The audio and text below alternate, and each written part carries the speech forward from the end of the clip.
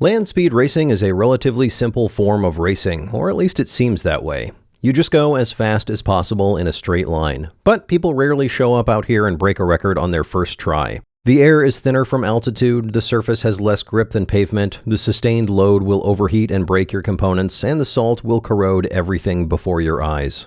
About 4 years ago, I started to design a car that would only ever do one thing: go as fast as possible, flat out. More specifically, to do that faster than any other car has with the same engine size. And this week, we are going to do it. Or we are going to destroy an engine while trying.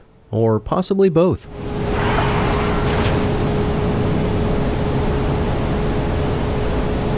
I first got my car out on the salt flats 2 years ago. It didn't have a body, so the bad aerodynamics limited me to just under 160 miles per hour, over 100 miles per hour away from the record.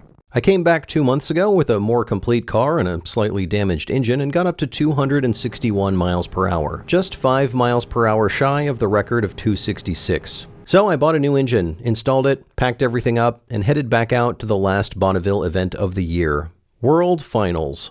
Racing was scheduled to start on Saturday, running through Tuesday, but rain was forecast starting on Monday. Storms followed us the entire way through Nevada, portending a shortened race week. If you follow this channel, you know that rain has kind of been my nemesis for this whole adventure. Still, we likely had 2 good days, and with a little bit of luck, that's all we would need. Thankfully, we arrived on dry salt. Dry, flat, perfect salt. Tech inspection was a breeze, but we did find our first issue of the meet. The battery was dead. I must have left the switch on when we did the last test firing on the engine before we loaded up. Thankfully, we had 2 crew members flying into Salt Lake, and so they picked up a new battery on the way. Unfortunately, I packaged the battery such that you not only have to remove the body, you have to take off both front wheels and the inner wheel liners on both sides. And even then, removing the battery requires this careful Jenga move so you don't short the battery posts out on the frame. So next time you're cursing an engineer for making it difficult to work on your car, rest assured that we do this to ourselves too. The main goal of this meet is to get this hat. This is the Bonneville 200 mile per hour club hat. The only way to get this hat is to break a record over 200 miles per hour. I've been over 200 here, but I did not break a record, so I did not get the hat. But this week, we're getting that hat. There were a few upgrades we did between last time and this time. The big one was the new engine, new used engine. The previous one had damage and low compression in one cylinder, but this one is good. I also 3D printed an airbox. This wraps around the intake filter and seals against the intake duct, so I will get a little more ram air effect and a little less drag. I didn't do any actual engineering to the size of this duct. I took a guess and then made it a little bit bigger, knowing that it would be easy to print an insert in and make it smaller. And sure enough, the CFD shows air spilling out of the duct. It's too big. So I printed an insert to make it smaller. We also added some tufts of yarn on the trailing edge to see if we can visualize what the airflow is doing by looking at it from the tail camera. We had a passenger for our first 2 runs. This is Speedy. Speedy's hobby is riding in land speed cars for record-setting runs. His fastest record so far is 4:25. I'm told that Speedy is good luck. So we packed him in a Ziploc bag and found him a nice safe place near the roll cage. The record we are going for here is the 1-liter fuel non-supercharged record. So basically we're trying to have the fastest naturally aspirated car with a 1-liter engine. The record is 266 miles per hour, but land speed racing is not about instantaneous speed. You have to maintain your speed for a mile. They take your average speed over an entire mile. If that speed is faster than the existing record, then you have to come back and do it again. You have to back up your run with another top speed over a mile. Then they take your average speed from the first time, your average speed from the backup run, and then they average those together. That is your speed. That's what needs to be faster than 266 miles per hour. I didn't plan to break the record on my first run. We were using nitrous oxide, and while we had done some tuning on the dyno, I wanted a test run where I hit the nitrous for just 1 or 2 seconds. After that, we could look at the data, and I could make any adjustments to the tuning that I need. I got a push up to about 30 miles per hour and took off, up through the gears, up through mile 2, 3, Just before mile 4, I switched on the nitrous and looked at the oxygen sensor gauge. It was good. I looked at my speed and realized I was going to break the record. So, in the moment, I ignored my plan to do a test run with only a second of nitrous and I just left it on. I accelerated past 270 miles per hour. I didn't know my average last mile speed, but I was pretty sure it was faster than 266. I got good news. 270. I had done it. I wasn't supposed to do it, but I did it. Of course, that was only half of it. After you qualify for a record, you have to tow your car back to impound. At impound, they check to make sure your car meets the vehicle class requirements of your class. Since I'm a streamliner, there are basically no requirements. It has to have 4 wheels. So this was easy. You are allowed 4 hours to do some basic work on your car, things like refueling, packing parachutes, stuff like that. I looked at the data and the car was running a little rich with the nitrous. I could have leaned it out, but rich is safe, and I didn't want to change anything that might affect the next run. Except I did add a second stage of nitrous, giving us another 50 horsepower. Risky, but things were going well, and I was feeling lucky. Typically, you do your backup run the next morning, but because this week looked like it would be shortened by weather, they were doing backup runs the same day. I followed the parade out from the impound to the start line, and we took off. This time, I hit the nitrous oxide a little bit earlier, and by mile 3, I was already 13 miles per hour faster. By mile 4, I was 15 miles per hour faster, but I could already feel the car slowing down. Nitrous oxide cools down as you use it. The bottle gets colder, and as it gets colder, the pressure drops. As the pressure drops, you get less nitrous oxide, but the ECU doesn't know this, so it kept compensating with the same amount of extra fuel. And since the car was already running rich, it was now running way too rich. The consequence of this is that even though I entered mile 4 faster by 15 miles per hour, I exited mile 5 way slower. Adding the extra nitrous and turning it on early did the exact opposite of what I wanted. It made me slower. But all that mattered is the average speed over the mile, and I didn't know what it was. But everybody listening to the radio did. Mile 5 speed, 270.265. Congratulations, Superfast Matt. You just earned yourself a red hat. It's not official until the engine size gets checked in impound, so we towed the car back.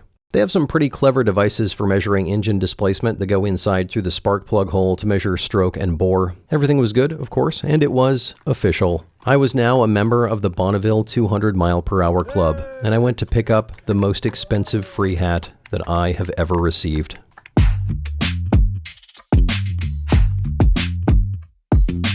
Pretty much everything went right on day 1, so of course we can expect everything to go right on day 2 as well. With the 1-liter fuel record in the bag, we decided to switch classes. When I first started this land speed adventure, my plan was to go after the 500cc record. That is the smallest engine class for cars. We used the same engine for this, we just deactivated the inner 2 cylinders by removing the finger followers between the camshafts and the valves. There is a 500 gas record where you have to run gasoline, and a 500 fuel record where you can run things like nitrous oxide. We started with the gas record. This record is challenging. It was set at 202 miles per hour using a 2-stroke engine, and it has stood for 36 years. I was pretty confident we could get the last record, but this one I was less confident about. But I wanted to try, so we went for it. Carefully removing the finger followers, re-gearing the final drive, and running it back through tech inspection and registration. We also had to pick a new number. We were using 1234, so for this one we switched to 2234. There was one issue I had at the end of the run on the previous day that I didn't mention yet. My parachute line broke, and so my parachute did not do much good at slowing me down. Thankfully, I had a backup chute. This would not affect the record, but we did have to replace the broken one with my spare chute and get that signed off when we went back through tech inspection. Also, usually when we get the car out in the sun for race day, the ham sandwich that we shoved in the rear vertical stabilizer will leak out ham juice, but it wasn't doing that today. Sorry, if you're new to the channel, we shoved some ham sandwiches in the vertical stabilizer when we were making it out of forged carbon fiber. It's a long story, but the rear ham wasn't leaking. However, the front ham was bulging out like a pimple about to pop. I'm not sure what awful biological process is going on inside this carbon fiber, but it's messing with my aerodynamics. To run in the gas class, you have to have the official gas supplier fill up your tank and seal it closed. But before you do that, you have to empty the tank of whatever fuel is in there. We used a small hand pump to get the last little bit out, and it definitely looked like we were making urine samples. Once we were in line and I was all buttoned up in the car, we had to wait for a bit. That rain that we were hoping to avoid was starting to sprinkle down at the end of the track. The course is 5 miles long, plus a few miles to slow down, so the weather at the end is sometimes different than the start line. We waited for a few minutes for the rain to stop, and then we got the go-ahead. The car is noticeably slower with half the engine, which is expected, and it also sounds like it's broken. But it accelerated, getting up to 168 in mile 3, 183 in mile 4, and exiting at 195 with a final mile average of 191. We were slow by 11 miles per hour. 191 seems close to 202, but aerodynamic drag is exponential. That last 11 miles per hour was going to require more than a few horsepower. We were still using the 4-cylinder intake and exhaust, and the other 2 pistons were still in there, so there is some chance we can tune up a proper 2-cylinder in the future to break this record. But it wasn't going to happen this weekend. One thing we could do is add back the nitrous oxide and go for the 500cc fuel record. This is a record we could definitely go faster than. In fact, I just did. The fuel record is 180 miles per hour. It's not very often that you'll find a fuel record slower than a gas record because you can always make more power with fancy fuels. But this was one of those rare cases, and we were going to fix that. So we installed the nitrous oxide and re-registered again, changing our number to 3234. We used 100 horsepower of nitrous on the 1 liter, so I set up the 500 to use half that, 50 horsepower. I installed the jets, retuned the engine control unit, and we got back in line. I took off, accelerating up through the gears at about the same speed as I had in the last run. At 3.5 miles, I hit the nitrous switch. The car started accelerating more for about 5 seconds. And then something happened. Something made the engine power cut in half. I switched the nitrous off. I switched it back on for a second to check it out, but something bad had happened. Back at the pits, we could see significant damage inside one of the cylinders. We weren't sure of the extent and we weren't sure of the cause, but we did know that the engine was done. The pistons looked like the surface of the moon. The spark plugs were obliterated, and we found one of the valve shims in the oil pan. I'm going to jump forward in time here. We didn't know exactly what happened while we were on the salt, but once we got home, I looked further into it. This is the number 4 cylinder looking up at the valves. There's supposed to be an exhaust valve here, and it's just gone. It's not in the cylinder, stuck to the piston or anything. It's just gone. We didn't see it in the exhaust or anywhere. This damage happens when an engine runs way too hot. When we switched to 50 horsepower, I updated the fuel settings for the new power level, but when I checked after the run, the fuel was set for 25 horsepower. So the cylinders got an extra 50 horsepower of nitrous oxide, but only fuel for another 25. This caused the engine to run massively lean, and lean is bad. Lean destroys engines, especially when you're making the engine output way more power than it was originally designed for. I'm not entirely sure what happened. I think I may have reloaded the dyno fuel map after I changed the nitrous settings, which would have reset them back to 25. But either way, it was a real expensive mistake. I had just paid $6,000 for this engine, and it is ruined. And so, that was it for the weekend. Or it would have been, had we not brought the old engine. That's right, the old engine with the transmission problems and cylinder damage was going to get one more chance to shine.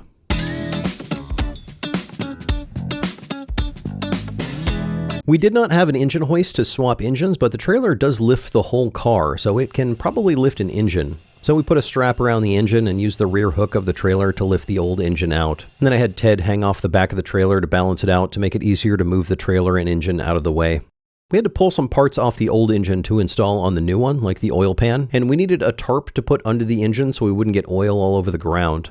Unfortunately, I did not have an extra tarp. Fortunately, Send Cut Send had sent me a banner for the pits, and it's kind of a tarp. So apologies to Send Cut Send for using your banner as a tarp. And also, big thanks to Send Cut Send for sending me this banner that came in real handy as a tarp. I promise I will try not to get too much oil on the banner. My bad. But again, thanks for the tarp. I mean banner. Whatever. By the way, quick shout out to Pig. These towels are straight up amazing at cleaning and soaking up oil. To get the replacement engine out of the van, we backed up the trailer and used the winch again. To make the trailer easier to move, I added some balance weight to the back in the form of 2 massively overqualified and underpaid interns. As the shadows grew longer and the event got later, we swapped over all the parts we needed to the new engine, dropped it in roughly the right place, and buttoned up the car for the night. We returned the next morning, bolted the engine in place, and then lifted the car back up onto the stands to make it easier to finish the job. When everything was bolted up, I started the engine and we all looked for leaks or anything out of place. It all looked pretty good. I changed the nitrous jets to be only 25 horsepower and then double-checked the fueling to make sure we wouldn't cook this engine as well. And then we got in line. We could have broken this record without the nitrous, but I wanted to set the fuel record faster than the gas record. That's the way it should be. The way it's supposed to be. That's the way that God intended. The engine that we put back in has problems. That's why I bought another one. It has damage in one of the cylinders. We had previously deactivated 2 of the cylinders, including the bad one, to make this engine a 500, so that wasn't a big deal. But there was also a transmission problem. First gear kept popping out under load, and it was getting so bad on the dyno that I didn't know if we could even use first gear. You can see the dogs rounded off here and the wear marks where it slips out of first gear. The gearing was lower for the 500 class, but with a heavy car, 2 cylinders, and no first gear, there was a chance that the engine might not be able to accelerate the car into its power range. Motorcycle engines make a lot of power for their size, but they do it at high RPM, and without first gear, this engine wouldn't be in the power band until almost 70 miles per hour. But we were going to find out. Dave gave me a really good push in the van. I shifted into first gear and it immediately popped into neutral. So I shifted into second and started to pull away, slowly creeping up through the speeds, waiting for the engine to get higher in the rev range where the power was. It took a while, but it got there. Revving through first gear, second, third. The record speed for this class was 180 miles per hour. I knew I could do it because the previous day we had gone 191 without the nitrous. I hit the switch and the nitrous kicked in. By the time I got to mile 4, I was already faster than the record speed. My average over the last mile was just over 200 miles per hour. Faster than we needed, and fast enough for another 200 club record. If we could back it up. The rain we were all worried about earlier in the week hadn't happened yet, but it was coming. The forecast was not looking good. We loaded up the car and headed back to impound, where we were told we would get our backup run chance at 4 p.m. At 4, we followed the line back to the start, got in, got ready, and gave it full beans. Next vehicle on course is 3234, the case fuel streamliner of Superfast Matt. Matt Brown is running on a 180.619 record. He qualified earlier today in mile 5 at 200.129 miles per hour. This time I didn't try for first gear, I just started in second. I hit full throttle and took off, up through the gears. I turned on the nitrous oxide almost a mile earlier than I had the last time, hoping it wouldn't cool off and lean out the engine before the end of the run. By mile 4, I was over 200. My average speed over the last mile was just under 214 miles per hour, and my exit speed was over 220. And he spanked that record. He ran 213 at 213.93 miles per hour. Exit speed 220. The official record was the average of the 2 runs, bringing it to 207. We did it. Again. The old engine that was beat up and limping along came back for one last triumphant run. 2 records in 3 days, 1 fast car, 4 good friends, 1 missing valve head, and not 1, but 2 new hats. We packed up our pits and went back to the hotel. The next morning, the rain finally caught up with us. But we were done. We did it. We did it twice. After 4 years of building, missing events due to rain, missing events due to broken legs, sliding around in the slushy salt, fixing broken parts, and destroying a rusted RV, we had accomplished what we set out to do. There are a few different organizations that sanction land speed racing events, and what constitutes a world record versus a national record is a subject of some debate that could fill its own whole video, but suffice it to say that both the records I set this past weekend are faster than any FIA or other record I could find for 500cc or 1-liter naturally aspirated cars, meaning that I have the fastest non-supercharged 1-liter and half-liter car in the world, and also the world's fastest carbon fiber reinforced ham sandwich probably. Land speed racing is harder than it looks. It's not uncommon for someone to come out here with a car or motorcycle that is advertised to go 200 miles per hour and they struggle to hit 170. It's a challenge. But the great thing about racing out here is that there are hundreds of records. Some of them difficult, but some of them you could break. And you don't even have to go that fast. You know you've always wanted to take a Suzuki Cappuccino to its absolute limit, or an old pushrod Harley, or a purpose-built Streamliner. It's not easy, but you can break a record. You can come out here and do something that nobody has ever done before.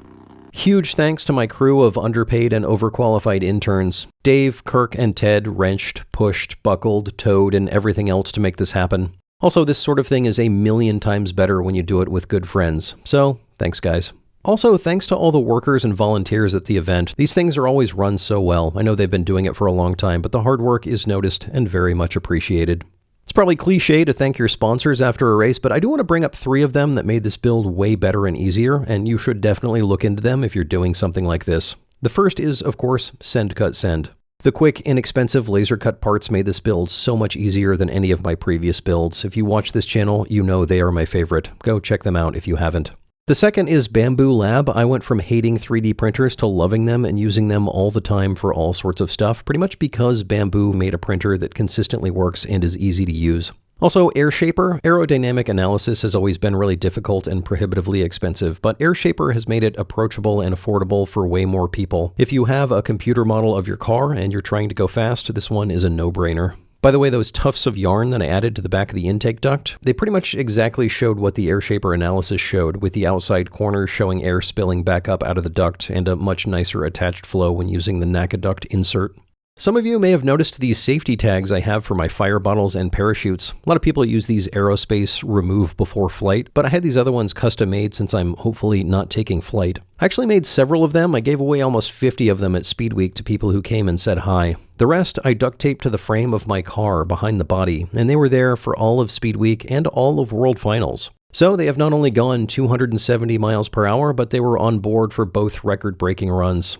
I don't do merch too often, but I thought this was a cool idea. So if you want your own remove before going super fast keychain, click the link in the description. They are certified record-breakingly super fast. I still kind of want that 500 gas record, that 202 mile per hour record that was set in 1989 with a 2-stroke engine. That engine I destroyed still has 2 good cylinders in the middle, and with some work removing pistons and building a custom intake and exhaust, I might be able to get this engine up to enough power to make that happen. But I also have other plans for this car, like a bigger motorcycle engine with a big turbo, because 270 is pretty close to 300. And I'll be honest, red has never been my favorite color. I've always been more of a blue guy. It used to be you just had to impress people to get people to watch your show, but now you have to impress the algorithm. So do me a favor and hit that subscribe button. All hail the algorithm. Also, get yourself a record-breaking keychain.